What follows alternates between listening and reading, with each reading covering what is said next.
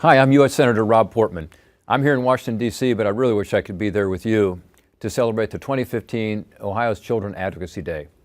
I'd like to give special thanks to Sandy Oxley and her staff at Voices for Ohio's Children for asking me to say a few words.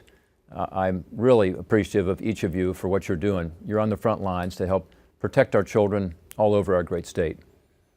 And there are no issues more important or closer to my heart than efforts to protect our kids. I'm so proud to be able to say that I don't think there's any state in America that's done more to help kids, particularly vulnerable children, than our Buckeye State. And much of the credit for that belongs to all of you who are gathered here today. We're working hard here in Washington to support your efforts. I want you to let us know how you think we can be more helpful. Let me highlight just a couple of the priorities we're working on right now, and also want to thank Voice for Ohio's Children for supporting those efforts and helping us. One program I'd like to see reauthorized is called the Maternal, Infant, and Early Childhood Home Visiting Program. I just wrote a letter about this program to find out where the administration is on it, where we should go on it. But this effort is one where Ohio has played a leading role.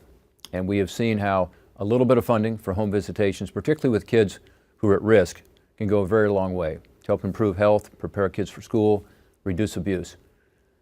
I've also drafted some bipartisan legislation recently called the Homeless Children and Youth Act that will help get children off the street. I'll give you an example of the scope of this problem. During the school year that we have the most recent data for, which would have been 2012-2013 school year, there were over 24,000 children in Ohio who were homeless at some point during the school year.